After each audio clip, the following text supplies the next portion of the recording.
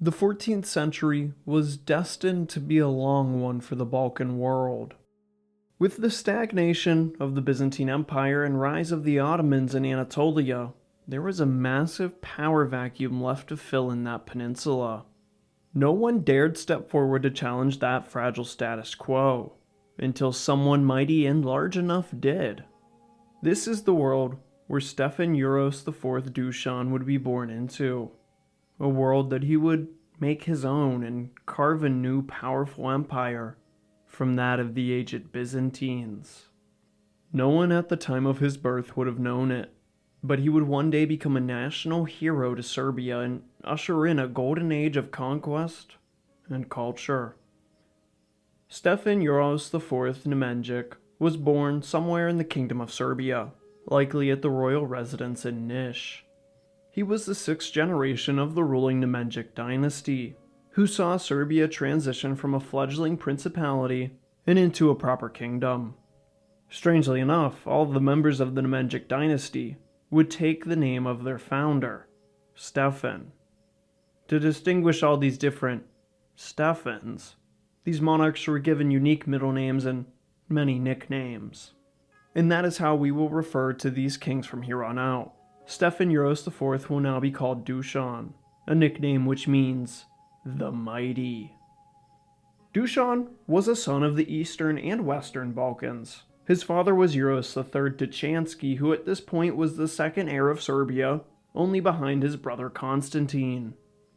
From the east, Dušan's mother and second wife of Decani was Princess Theodora, the daughter of Tsar Smilets of Bulgaria. Dušan had one younger full brother named Dušman, but unfortunately he would pass away in his childhood, sometime around 1318. By the time of Dušan's birth, his grandfather, King Milutin, had ruled Serbia for some 26 years. His own brother, King Dragutin, abdicated the Serbian throne after a horse-riding accident that left him partially paralyzed. While Dragutin would give up the Serbian crown willingly, he would not give away all his power just yet. He created his own kingdom, carved from Serbia's north, called Sirmia, which he governed from the modern-day capital of Belgrade. Sirmia was supposed to serve as a buffer state between Hungary and Serbia, but as the years went on, Dragutin's health recovered, and Sirmia was regarded as an independent realm. After the threat posed by the Mongolian Nogai horde was put to rest in the Balkans, the brothers' feuds suddenly turned bloody. Sirmia and Serbia sporadically went to war with each other, each trying to reunify Serbia for one of their sons or grandsons to rule in full. As Dragutin and Milutin were embroiled in conflict, another threat emerged much closer to home. Dušan's father, Prince Decani, was angering his own father, Milutin. It's unknown what exactly happened, but there was obviously a fallout between the two, as Decani was arrested and sent to Constantinople to be blinded in 1314. This would ensure he would never rule Serbia over his younger half-brother. Decani would not be going to the city at the center of the world alone, however. Instead, he would be accompanied by his family, including a 6-year-old Dušan. While this exile was likely one of the worst moments in Decani's life, it would prove to be one of the best things for a young Dušan. While the threat of blinding was very real, when the two future kings of Serbia got to the royal palace, they were warmly welcomed by Emperor Andronikos II Palaiologos. Some accounts even state that Decani would publicly wear eye bandages, showing that he had in fact been blinded, when he most certainly had not been, at least fully. For 6 of his most important formative years, Dušan grew up in the opulence that was the Byzantine court. He received a far better education here than he would have in Serbia, learning the Greek language and their culture, seeing firsthand the economic and governmental struggles of the once mighty empire. But more than anywhere else, Dušan could be found in the library, fucking nerd, reading imperial military manuals and learning as much as he could about wartime strategy. Those study sessions surely paid off. As Dušan grew from child to teen, he never actually stopped growing, exceeding his father's height before he was even an adult. It is recorded that Dušan was a giant for his time and the present, coming in at just over 7 feet tall. His impressive stature was complemented by immense strength, likely giving Dušan his nickname of the Mighty in his early life. If his size alone did not name his sake, then his later actions certainly would. It goes without saying that Dušan appeared to be the most natural of leaders. His time spent in Constantinople would leave an indelible mark on him. Perhaps ideas of a new world order started to overtake him here, a world order where Serbia was destined to become the Third Rome. While he probably would have preferred to just stay, Dušan's time in Constantinople would be cut short. By 1320, King Milutin was old and nearing the end of his life. With the inheritance uncertain past his younger son Constantine, who was believed to be infertile, Decani and Dušan made the journey back home after 6 years spent exiled. It is here where Decani lifted the bandages from his eyes and declared that he had been healed by the works of a godly miracle. The pair entered a much different Serbia than they had left. Uncle Dragutin of Sirmia had died and his son was arrested, with his lands falling back under the domain of Serbia proper. In an effort to secure friendship between his sons, Milutin gave them governorship over conjoining provinces in modern-day Montenegro. It wouldn't be another year before the 40-year reign of King Milutin came to its end. The younger son, Constantine, would be crowned king, but he was actually never the official heir. There was no document or decree from Milutin to prove it, thus opening the door for Decani to seize the throne for himself. To make matters worse, the imprisoned son of Dragutin and king of Sirmia, Vladislav II, was released from prison. With help from Hungary and Bosnia, Vladislav II reasserted his reign over Sirmia, which notably had lost Belgrade to Hungary in 1319. Stefan II, the ruler of Bosnia, called the Ban, even took the Serbian provinces of Usora and Soli. Serbia now had 3 kings and multiple wars, but within only 10 years, they would have but 1 emperor. Using his God-given restoration of sight as a rallying point, Decani gathered an army, went next door to his younger brother's province of Zeta, then killed King Constantine before their father was even cold. In 1322, Decani would become the king of Serbia. A 14-year-old Prince Dušan would be given the governorship of Zeta, indicating that Dušan was indeed his heir. Then, he made it impossible to ignore when Dušan was proclaimed young king, right beside his father. Vladislav II was the only thing that stood in the way of Decani and a unified Serbia. War broke out that next year, which would see Vladislav be defeated and flee north. Meanwhile, his Ragusan allies did what they could, attempting to hold on to forts Decani was intent on taking. In a shrewd move, King Decani gathered all the merchants he could from Ragusa, which was a lot. They were basically another merchant republic in the same vein as Venice or Genoa. Anyways, he then confiscated their lands and wealth until the defenders surrendered. Knowing what your enemy loves the most means you can deprive them of it, and this is a prime example. Most of Sirmia fell after the Ragusans left, but Vladislav continued the fight supported by now Bulgaria, as well as Bosnia and Hungary. He chose to fight Decani again in 1324, but was defeated and left Serbia for Hungary, where he would spend the rest of his life.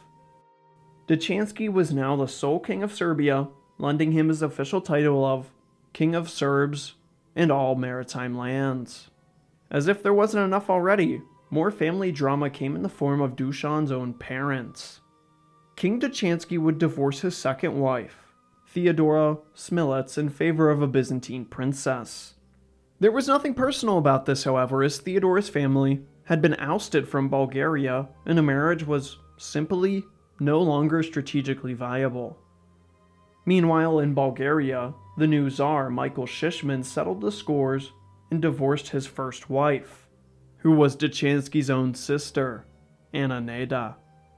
Her and her children would be imprisoned on the edges of northeast Bulgaria, as far away from Serbia as they could get them. Like in Serbia, the Bulgarian Tsar married another Byzantine princess. With these two political marriages, Serbia and Bulgaria were now on the opposite sides of a Byzantine civil war.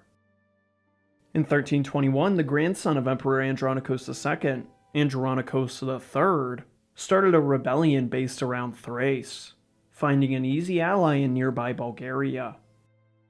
Meanwhile, the old and ineffective Andronikos II found an ally in the king he had refused to blind. Now Serbia and Bulgaria were being pitted against each other. Both countries were at the same power level and would balance out this war, which lasted for 7 more years. But within a few years' time, Serbia would be fighting more than just one war. In 1325, Duke Vojan raided the wealthy city-state of Ragusa, plundering its trade goods and leaving. But Ragusa was a better ally than enemy, for they controlled practically all the trade in that region. The Ragusan Merchant Republic simply embargoed the Serbians. Soon enough, Decani came begging to renew their old alliance and reopen trade. The Ragusans accepted, if only to fill their own pockets for the time being. It wouldn't even take a year, and Decani would be faced by both the Ragusans and now their protector, the Banate of Bosnia. 5 years ago, with the death of King Milutin, Ban Stefan II of Bosnia claimed 2 Serbian regions under his own banner, and now he was after more Serbian land. Ban Stefan did not declare war on Serbia as a whole, but only the Brnojevic family that ruled from Hume. This family, since their rise under King Milutin, had attacked Croatia, Bosnia, and Ragusa, all in separate events. So when Stefan invaded, King Decani just let his highly autonomous nobles to the mercy of Bosnia. The Hume region would be annexed into Bosnia, while the Brnojevic family would continue their rise to power under a new government. With no ceasefire called in 1329, Ban Stefan tried again. This time, King Decani would not stand idly by and let them take more land. Here, a 21-year-old young King Dušan would get his first taste of combat.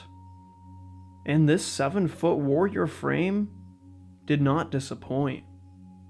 When the Bosnians and Serbian armies met, and Dušan was finally given to combat, he led bravely, and it showed. The Serbians overwhelmed the Bosnians from the start. In the heat of the battle, Ban Stefan had his horse shot out from under him. In a few moments he would be dead. But a few moments later, one of his vassal lords gave up his own horse to save the Ban. From this second steed, the Ban began his retreat, leaving the horseless lord for death. He managed to escape, although defeated. This second campaign, although halted in its tracks by the young Dušan, was still a setback for Serbia, who lost another albeit small portion of the Hume to Bosnia. But not every Serbian in that now ceded region was prepared to give up the fight for the Adriatic just yet. In the coastal city of Popovo, Lord Peter raised his banner to oppose the Banate. Ban Stefan crushed his army and took Peter prisoner. In a most extreme display, the Bosnian ruler had Lord Peter tied to a horse. Then, with a slap of its ass, the horse ran itself straight off a fucking cliff. Yeah, I didn't see that coming either. Somehow, Peter survived the fall, living with his crushed organs for a full hour before finally succumbing. While in its infancy, Bosnia was still not to be messed with, something Dušan learned early on in his life and would surely never forget again. The long Byzantine civil war had ended. Serbia supported the wrong old emperor, who died of natural causes. And they had mostly avoided the conflict, but in 1330, it came in full force.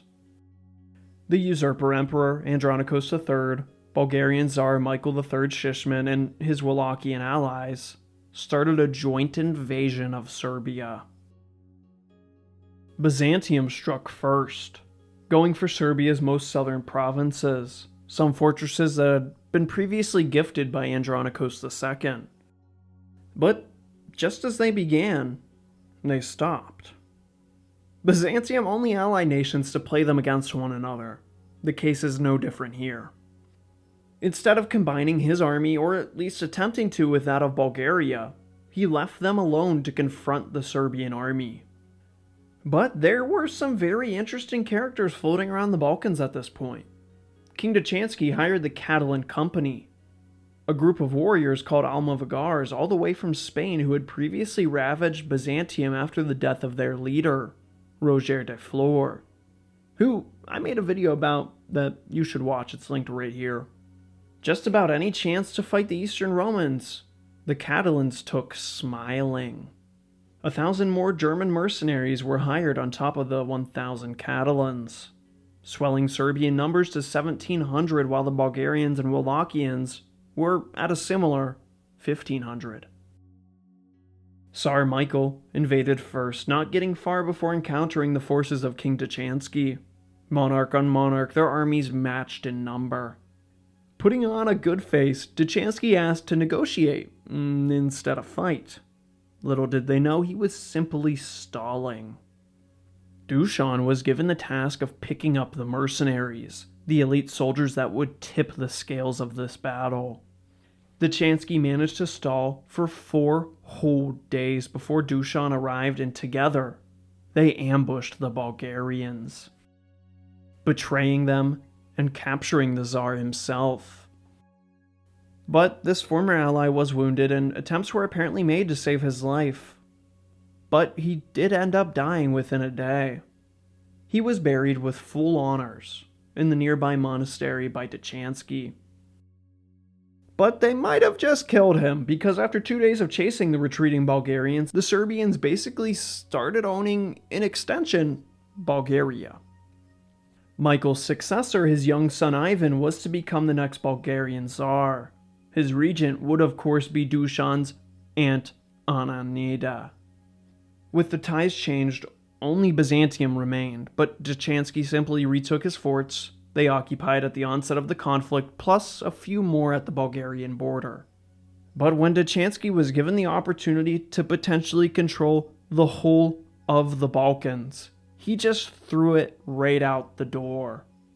He halted the Byzantine conquest, and the Bulgarians overthrew his nephew, who he now made peace with their new government, thereby throwing out the chance for Dušan to one day unite Serbia and Bulgaria through his blood. At this point, Dušan and much of the Serbian nobility grew angry with Decani's fragile pieces. They wanted lasting solutions to the conflicts that plagued them, not parcels of land being chipped away, and not battles on homeland turf. Dušan started his reign as king by usurping a usurper, his own probably, maybe, partially blinded father. After arguments turned into feuds, Dušan started assembling an army in his princely hold of Zeta. Decani learned of this and immediately sent his own army to inspect the situation. But by the time they got there, Dušan had already dipped and managed to make it deep into Serbia's interior. From here, the young king found disaffected nobles to support him in the countryside. Some nobles in particular start appearing in our story. Namely, and probably most importantly, Jovan Talavir, a man of likely Greek origin who would be Dušan's right-hand man. Then there was Dušan's half-brother through his father, that even supported him, Sinisa, Dušan's brother-in-law, Dejan, Branko, soon to be founder of one of Serbia's most powerful lordships, and another man of similar attributes to the previous, being Vojin of Gaka, who had raided Ragusa a few years ago. And then there was the young general, Praljub, whose valor was simply unmatched. It's safe to say this little grudge had turned into an all-out civil war. For 3 months Serbia was in chaos, but eventually Dušan gathered enough strength to march on his own father. Decani was worried about his larger-than-life son, seeing as how quickly this could flip him off his throne. He wrote to him that he wished to have a private meeting. Dušan pondered this, but seeing that Decani was now begging, the ball was firmly in Dušan's court, and he was gonna fucking dunk on him. He besieged his father, who managed to slip away, leaving their family behind and heading off for a faraway mountain stronghold. Unwilling to let down the chase, Dušan quickly besieged this fort too, which quickly surrendered. Hereby taking his own father prisoner, the half-blind Decani would be imprisoned for the second time in the mountaintop maximum security keep of Zviken fortress, where he would die soon after, perhaps a delayed judgment on the part of Dušan, slaying his own father. With that, there was no way anyone could deny it now. Dušan was the new king. His exact title was King of Serbs in the Maritime Lands.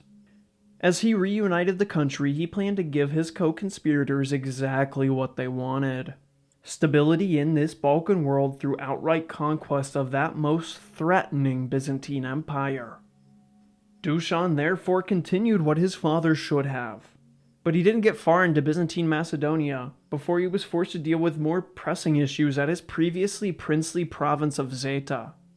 Seeing as this was where Dušan governed before his rather dramatic rise to kingship, those nobles in that region expected some sort of endowment for their lack of a better term, babysitting, of young Dušan. But Dušan now had his clear favorites in the court. Zeta in the far west was just an afterthought now. Dušan whittled the rebels out within a year and appointed his own noblemen. Now, with internal stability restored, Serbia needed its greatest frenemy back on its side. Byzantium, after leaving their Bulgarian ally, literally for dead, attempted to attack them, but utterly failed.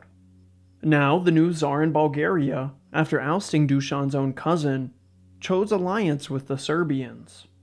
Never again would those Byzantines pit the two bulwarks of the southern Balkans against one another. To cement the alliance, Dušan married the sister of the Bulgarian Tsar, Helen. After slaying the previous Tsar of Bulgaria with mercenary soldiers from Western Europe, Dušan saw their potential, and perhaps trying to emulate the Eastern Romans he hated to love so much, he wanted his own brand of the Varangian Guard. Long gone were the Vikings. Now, to perfectly complement Serbian hussars, German knights would serve the Serbian monarch as his elite Alemannic guard.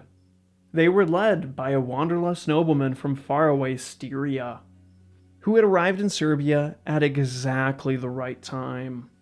After getting bored of winning tournaments, Duke Palman went off for Crusade, only to meet Dušan the Mighty. Now he had found a worthy master. Palman was Dušan's special ops man, who himself had a cleft lip facial deformity, but this only served to strengthen his resolve. The loyal German would come to serve Serbia for his whole life, even surpassing the reign of Dušan. But after hiring 300 German knights, paying for a wedding and suppressing a revolution, the royal coffers had run dry. But a very rare opportunity presented itself in the most unexpected place. Ban Stefan II of Bosnia entered negotiations relating to the War of the Hume. Instead of fighting over that highly contested and claimed area, Serbia and Bosnia agreed to just lease the whole peninsula to the Republic of Ragusa. 1,000 coins split two ways. 500 a ruler, plus all the trade revenues Ragusa would no doubt bring to the region. The Ragusans were playing the part of Little Venice very well. Settling as the middleman is what these little Adriatic trading port civilizations do best.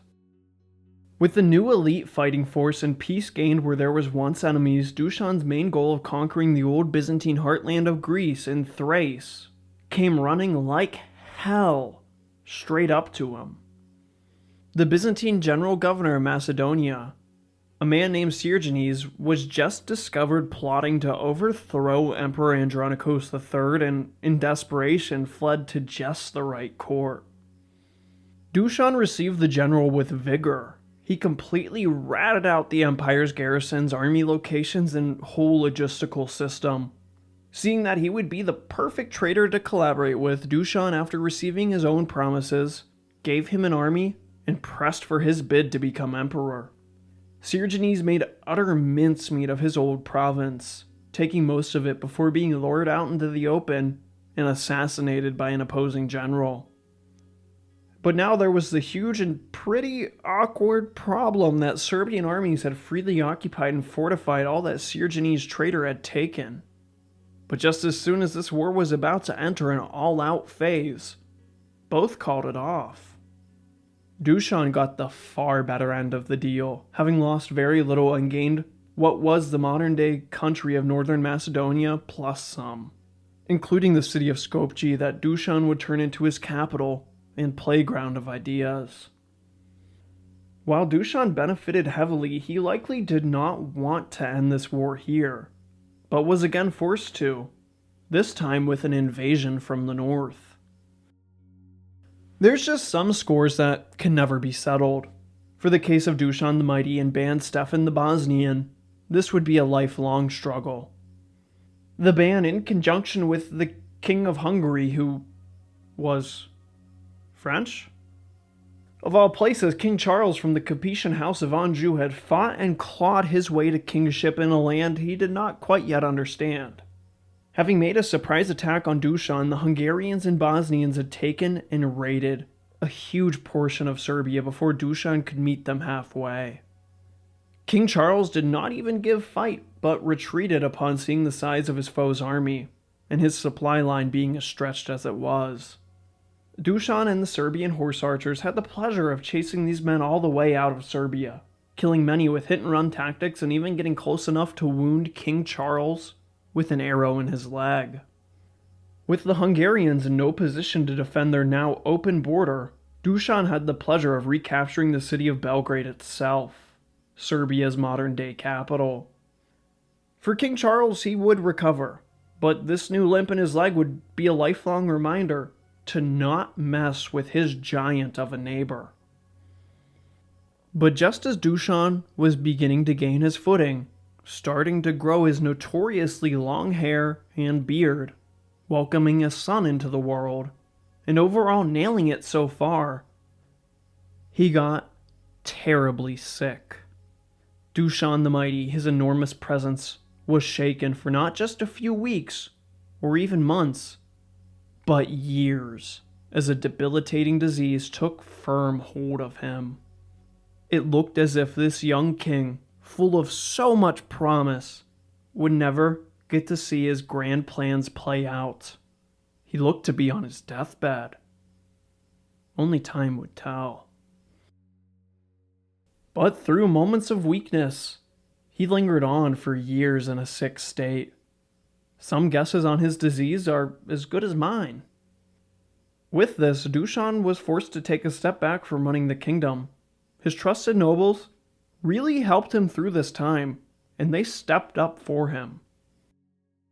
While a time of illness and fear for Dušan, for Serbia, their king's illness, funnily enough, meant peace for 6 years. We'll take it. Had Dušan's story ended here, he would have been remembered as that one tall king who murdered his father and then died of gigantism prematurely. But you don't gain a nickname like the Mighty for nothing. Dušan, through sheer will, miraculously recovered from his near-death experience, and by the end of it, he was a changed man. Having been that much closer to his own mortality, it appears that Dušan Nemenja had a bit of a midlife crisis and tried to become the Byzantine emperor. This is funny, but just hold on with me, this is real shit. In 1341, Dušan joined another Byzantine civil war. This time Andronicus III had died and his successor was ill-prepared to meet the challenges of these endless rebellions since the Third Crusade. Like before, there were two contestants who had the same goddamn name, and a huge last name to back it up. Emperor John Palaiologos was challenged by one of his father's most influential generals, good old John Kantagozenos, the last, half-decent Byzantine emperor, in my opinion. Dušan and Serbia were again well positioned to play both sides of the conflict as it benefited them. With Serbia on one side and the Ottomans on the other of Constantinople, this civil war would pit the greatest players in the region to take their slice of Byzantium. Not only this, but Bulgaria was dragged into it. Although behind closed curtains, the Serbians and Bulgarians were working together, whichever side they landed on. At first, Dušan stayed out of the conflict until yet again it came straight up to him on a silver platter. Cantagizanos, after initial success, was starting to lose, so like Sergenes, he pleaded for the mighty king of Serbia to help. While the wannabe emperor promised to grant Dušan the custom of capturing whatever land they may take. But Dušan had no intention of actually giving his ally a thing. But these Eastern Romans weren't the only dangers lurking around. In the microscopic backdrop, the Black Death had crept its way to becoming another horseman in this war. Serbia suffered from the plague, but compared to the unhygienic Western Europe, they fared pretty well. But this first wave very much so took its course. Both sides were weakened to the point where Dušan and Cantagizanos were gaining ground, but were in dire need of reinforcements. So that next year they tried again, and this time Serbia captured much of Western Macedonia and even Albania. While the Albanians were one of the three major ethnic groups that were making up this kingdom, they were largely left to their own devices by Dušan, who did not disturb their nobility or governance in the slightest. Only sometimes did he forcefully convert them from Catholicism back to Orthodoxy. It was as if they were under Dušan's protection, and this diplomatic passivity would pay dividends for both sides, with the Albanians contributing 1,500 light cavalry to the Serbian army. From here, his title would change to King of Serbia and the coast, and now Albania. But here, there was another border with who else but the French. Where are these guys coming from? As an extension of the Sicilian crown owned by the same branch of the Angevin dynasty that the Hungarian King Charles was from, they owned the Albanian port city of Dyrrhachium. This little city and the surrounding region would be one of a few thorns Dušan could never remove from the borders of his empire. In the following years, Dušan would take all of historical Macedonia, excluding the now nearly enclosed coastal city of Thessaloniki, which the Byzantines managed to hold through their still well-established naval superiority. The Serbian heavy cavalry on land were becoming a more dangerous force by the day under Dušan. But despite serious efforts, the mighty king could never emulate his other tall, autocratic counterpart, Tsar Peter of Russia. Where Peter built up and modernized Russia's navy from the ground up, Dušan was not only at the mercy of the Byzantine navy and their ships of fire, but also the Venetians, the Ragusans, and the like. There was simply no way Dušan could compete with all of these navies on a major scale. This, more than anything, would hold back his already major expansions. So the Serbians just took what was easy pickings. The Serbians marched down the coast of western Greece, securing Epirus and reaching as far as the coastal bottlenecks would take them, managing to secure the northern part of the Greek peninsula by the end of the decade, giving most of these lands to his half-brother. By this point, Dušan, who simply had no problem working with and actively betraying his own promises, broke up with Cantagizanos, taking all the land he wanted with him, and joined the other side of the civil war. With the tide shifted, the resourceful Cantagizanos took his ally from one sea to fight the enemy on the other side. In a prelude to decades of all-out warfare for the Christian kingdoms of the Balkans, the Serbians met a Turkish army. But this was not the first time. It was a second. A few decades ago, Dušan's grandfather, King Milutin, had fought an inconclusive battle at Gallipoli in service to the Byzantine crown. But these weren't the Ottomans. They did not join this war just yet, but a much smaller Turkic beylik in Anatolia, the Emirate of Aden. The Turks smashed Dušan's greatest general, Preljub, who had so far been undefeated. This was a major setback, but only for a few years, as Preljub ended up taking the rest of northern Greece and becoming its new governor. Serbia now controlled more Byzantine lands than the Byzantines themselves, who were reduced to just Thrace and a few other coastal cities in the Aegean.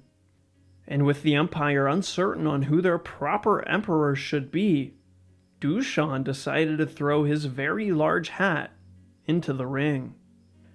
Although he was firmly of Serbian and Bulgarian blood, on Easter Sunday of 1346 in his new capital Skopje, Dušan the Mighty, in his typical over-the-top fashion, had himself crowned Tsar of Serbs, Albanians, and now the Eastern Romans, or Greeks.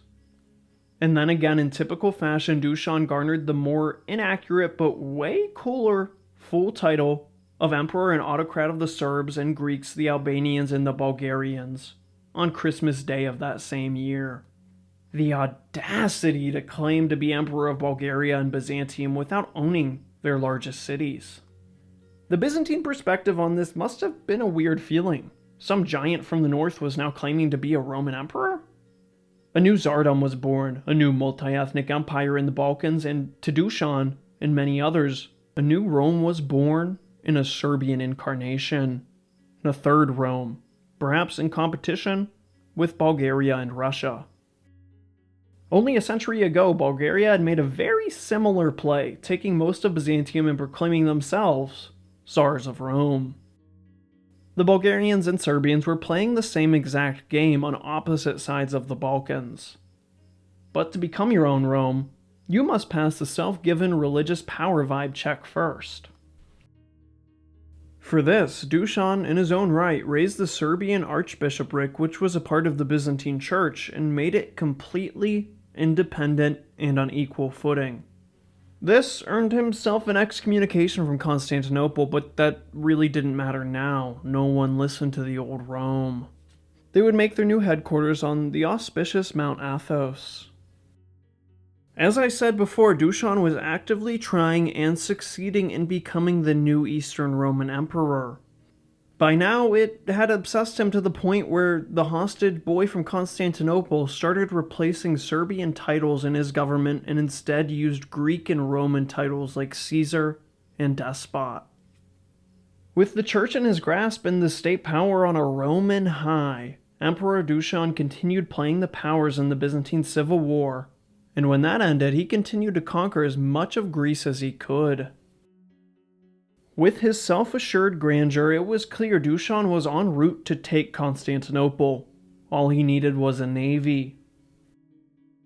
Of all people, Dušan wrote to the Venetians, who did tease the idea of sacking Constantinople for a second time, but in the end decided against their best interests to help strengthen the growing Serbian Empire. With his land-based empire reaching its natural maritime borders, Dušan made an effort not only by changing his titles to suit his new subjects, but also sought to adopt a new law code that paralleled that of Eastern Rome's. In 1349, Dušan's code was circulated around the Serbian Empire. Over 201 separate articles governing all things from noble privileges, sexual equality, criminal punishments, church laws, and a framework of farming laws, and all things in between. One thing Dušan made abundantly clear in this code was the separation between the gentry and the peasant class. The code reads, "Commoners shall have no counsel. If anybody is found participating in counsel, let his ears be cut off and let the leaders be singed." Yeah, this was an empire built like many of the incarnations of the Roman Empire. The peasants were at the mercy of their feudal overlords fully. And Dušan did just fine in maintaining that depressing status quo. Although the original document has been lost to time, likely under Ottoman conquest, many pieces of it survive and it is considered the most influential constitution in Serbian history, perhaps next to the emergence of Yugoslavia. Dušan, in a reflection of his life, made his own rules. Now, at the peak of his glory, Dušan decided high time to settle an old score with Bosnia and their wise Ban Stefan II. He intended to retake the region of the Hume, which had been stolen from Dušan as he was still the young king. To ensure his victory this time around, Dušan bribed a considerable number of Bosnian nobles to join his side of the war, as it began in 1350. As planned, much of the Hume fell without a drop of blood but a trickle of gold. With his new Bosnian allies, Dušan found himself controlling a force of some 60,000, when most European armies plagued by the Black Death could not even muster half that. But Ban Stefan knew better than to challenge his old rival with his own, much smaller army. Instead, he played a defensive action this time around, choosing guerrilla warfare to slow the oncoming wave of, by now, a more experienced Serbian military. Much of Bosnia would be raided as the Serbians were given free rein, but only a few fortresses fell. But this conquest had far more reaching ambitions than just taking the Hume or even all of Bosnia. Dušan received word that his sister, Jelena, who had married a Duke of Croatia that had since expired, and she had inherited his land, was in trouble from all sides. From within, Hungary and Venice preyed on these Dalmatian coastal cities. But Dušan sent a force led by his German bodyguard Paldam to save his sister. The German knights secured the region but soon found out the situation was in fact untenable. Moreover, these people had less interest in joining a multi-ethnic blob of a fighting empire and more interest in trade. So after trying to sell it to the Venetians for a proper navy, and then rejected, the Dalmatian coast was given to the King of Hungary. Not Charles anymore, but his even more French of a name sounding son, Louis. Jelena left Croatia unscathed and returned to her brother's court where she lived out the rest of her days. Meanwhile, in the Hume, the Fabian strategy of the Ban was paying off as he recaptured the region, much to the anger of Dušan. Dušan offered peace and to split the Hume between them again, but Ban Stefan did not heed any treaty in seriousness. He somehow defeated Dušan as a young king and an experienced emperor. Truly a great rivalry and an underdog story from both angles. Dušan was forced to stall his losing Bosnian campaign, as Emperor John Kantagezenos had come back with a vengeance and began retaking the land Dušan had betrayed him for. A group of Turks in Byzantine employment had even raided all the way to the capital, prompting Dušan to take his army to someone more willing to fight a proper battle than the Bosnians. Kantagezenos had made serious inroads into the Serbian Empire, but was turned back and all the land was restored to Tsar Dušan in time. The emperor, for all his efforts, posted a decent military career, but not an exceptional one. This he supplemented with his building of popular support. One great and Roman-approved way to do this was to construct magnificently decorated buildings. The capital, among other cities, were funded by the Tsar, but even then he contributed heavily to building and maintaining churches, as any king of the time would do. Perhaps in an attempt to reconcile his sins, he renovated the monastery of Visoka Decani, that his own possibly kin-slain father rested in. He finished the structure for him. In the same line, he also renovated his mother's monastery of Banjska.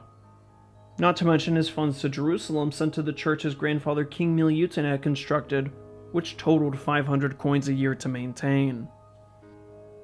Of all these architectural achievements, the St. Archangel's Monastery was Dušan's crowning achievement and sooner rather than later, his nearly final resting place. Although its life was a short 100 years as the Ottomans raided and then used it for stone for their own buildings, it was a Goliath of a church complex, or should I say, a double church complex, made complete by its own walls and bridge.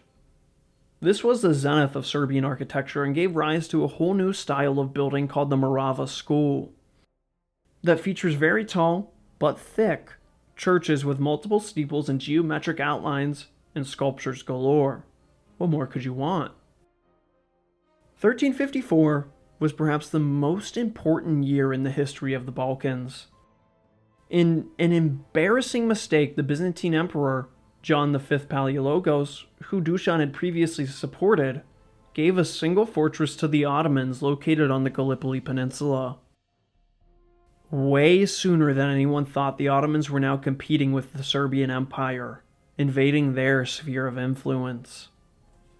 And with this most unfortunate news, an unexpected attack came from an equally aggressive and expansionist king to Dušan, King Louis the Great of Hungary. At this point in his long reign, Louis was just out for blood, attacking or being attacked from all sides seemingly non-stop in an effort to expand Hungary, and despite Croatia being given to him by Dušan, he still wanted Belgrade back from the war he had fought with his father so many years ago. Louis did manage to retake that city, but Dušan responded in force, and to avoid another arrow in another French-Hungarian king's knee, King Louis took his loss and made peace with Dušan.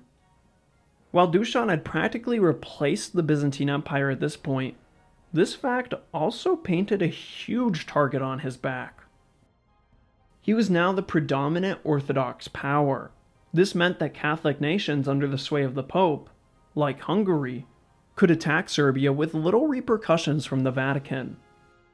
On top of this, Dušan was desperate to fulfill his dream of ruling Constantinople and began looking for allies by giving himself to the Pope. In 1355, the stereotypically named Bishop Peter Thomas arrived in Serbia to convert the population. Dušan had no real intentions of destroying the church he had just built from the ground up. He just wanted to crusade with the cool kids. Thus, he didn't allow any of his army to join the bishop's sermons, as to not stir them. But his mercenary German bodyguard disobeyed this order, including their captain, the infamous Palman. When Dušan confronted him on the matter, he told him that they would defend their faith even if that meant confronting the whole Serbian army. The emperor did not press the matter further.